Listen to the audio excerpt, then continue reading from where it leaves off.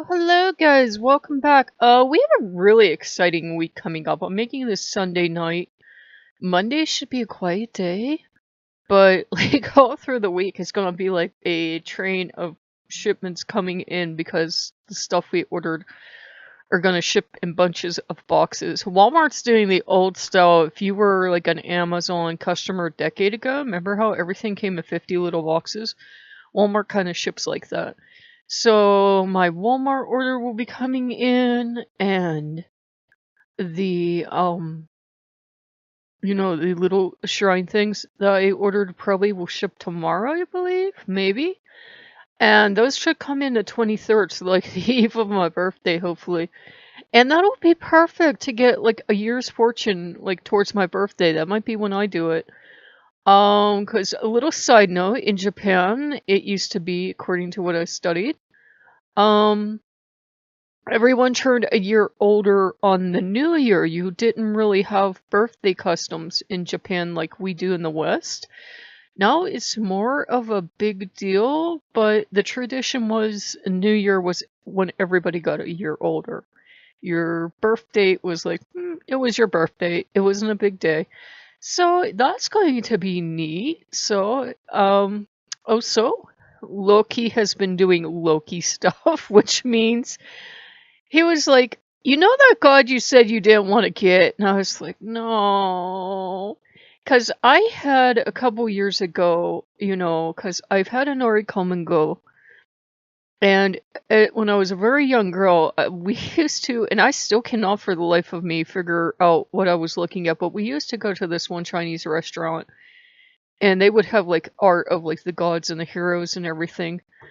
And long story short, there was one that I really, really liked, like near a Stormy Sea and everything. And he's like, guess who you are getting? Look, he's like dancing all around. Now let me see if I can get this right. Susanoo is here now. Yay. I'm happy. He is the trickster of the pantheon in Japan. He is very tricky. So he was kind of in before, and I was like, no. Because the only person on the internet I could find that worked with him that wasn't, like a Smite person working with the character was a person that wrote a blog years ago, and that person was interestingly enough a god spouse. But I've never seen him listed. In fact, most people were like, oh, he's evil, he's mean, he like picked on his little sister, he's so terrible, blah blah blah blah blah. And then, 20 minutes of research today, and I found out that, well, that story might be because they were two different gods from two different provinces. And when the one beat the other one, when the one clan beat the other clan, the goddess took over and the brother had to become subordinate but loyal, which he is, but I don't know. I'm not messing in godly affairs. So we have a trickster in the house. So yeah, and I don't know how much he'll be forward and how much Honori will be forward, how much Loki will be forward. I have this idea they're all like running through the house, like in my mind's eye, I'm getting like a vision of gods like running through the house and looking in the cabinets and everything, like, oh, we're inside finally. So yeah, because basically, uh, Susanoo, one night I was like, "You're not coming in." He's like, "You want to bet?" So. So that was the entire extent of that conversation, and he's a trickster, so I'm not sure if like some of the stuff that's been happening lately has been Loki or Susanoo trying to say, hey, I'm here too, because when you work with the kami, it's like working with any other pantheon. You kind of get, I call them the ringers. You get like the ringer that comes in first, and they're kind of like the tour guide. And they're all friendly, and you love them and everything, and you work with them alone for like sometimes the longest time, and then the rest of the family shows up because they're all kind of families, whether they were families in the way we think they were or whatever. They all consider each other family now. I heard well done back here. I think I was Loki, but yeah. So it's gonna be exciting. We're gonna have all this stuff from Japan come in. And by all this stuff from Japan, I mean some stuff from Japan, a lot of stuff from Korea, which by Korea, I mean it was made in America. It's really hard. If you're watching from another country, it's really hard unless you can pay top dollar to get Japanese items imported here. We don't usually pay tariffs if it's a small amount. That's not the problem. It's just that the cost is so high. Like something that would be 100 to a couple hundred yen, so like $1 to a couple dollars in Japan, magically the price increases tenfold and then we pay shipping on it. So it's like it's difficult to get stuff over here. Like I like to watch Tubby Eats and they'll say, "Oh, this is only 100 yen or so." And sometimes like you are lucky enough to find it online, it's like 800 yen a pot. Or, you know, like $8 a part rather for Americans. So I'm like, wait, he told me that was $1, and now it's $8 plus shipping. So yeah, and I understand they have to make their shipping fee back somehow. And what some shippers do is they put like the shipment cost into the price, and then you get like supposedly free shipping or what have you. But yeah, it's kind of expensive over here, which I'm sure the opposite is true because I've talked to people from other countries.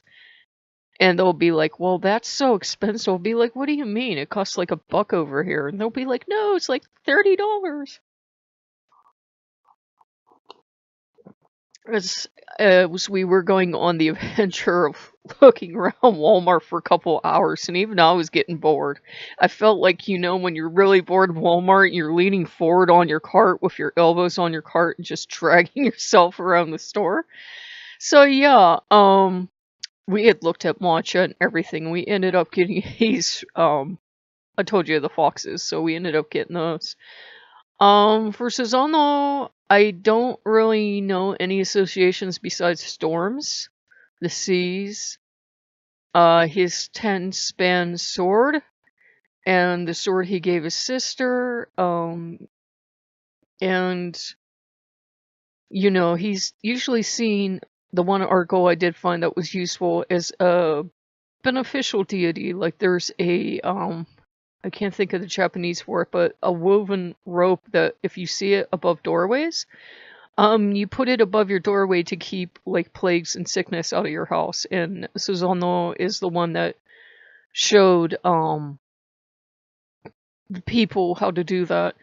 And when he saved a girl from a 8-headed dragon, he transformed her into a comb. So like many tricksters, he can transform people into things. So I'm like, oh, he does sound a little bit like Loki.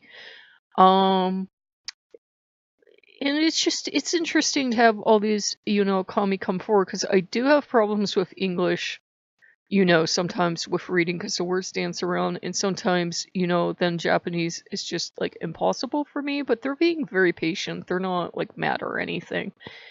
And Loki is just basking in the center of it all. He likes to be the center of this really busy household, so he's really enjoying it. And I'm getting like the strangest sense that they're trying to figure out my current shade of hair, which is kind of like red velvet right now.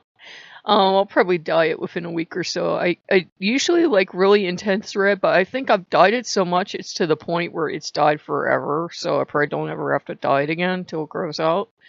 But yeah, we are doing good. There is a this Saturday there's a flea market coming up at the church. And I was thinking, oh, I could take a camera up, and then I'm like, I don't have a camera phone because I don't have a phone. So I would have to take my big bulky camera, and I don't know if they would let me film. And then I'm like, if I had to choose between going to that and maybe it's like 20 to 25, maybe going out and having good Chinese, I'd rather go out and have good Chinese. For 20 to 25 that I'd probably at least spend up there buying this and that. I don't know. I mean, you can go in for free. There's no entrance fee, but I know I'd end up buying like hot dogs, and I'd probably end up buying junk. I'd at least buy a ring.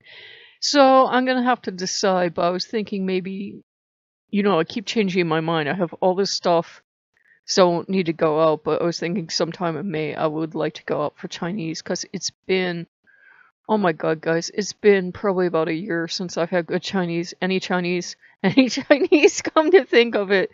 We do have a Dollar General being built in town right now, though, so hopefully they are going to have, like, an Asian section. And I am sorry if that word's offensive to some people, but that's what they call it in this area. It's Asian or ethnic section or whatever they call it. So I apologize if that word's offensive.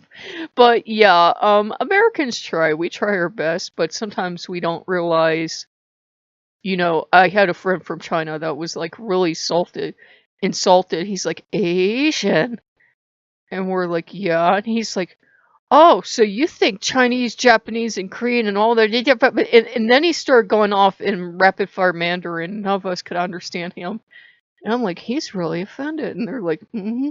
So some people do find it offensive. So I'm sorry if you do. I'm not saying it to be, offensive, but it's because Americans are honest and we admit we really don't know what country anything comes from. We just know we like it. So it's like we would have South American foods. We would be like, I don't know what country that is, but sure tastes good. We're not willfully ignorant. It's just sometimes, if we go to school, like we do go to school, but you get taught American history. You don't get taught like so much geography in world culture as you should. So, if you guys like what you see, like, comment, subscribe. I think I'm gonna start wearing a different cap every day because I've got three up there you haven't seen. I've got like all these old hats. I could probably do this for a month. So I will see you guys later. Bye bye.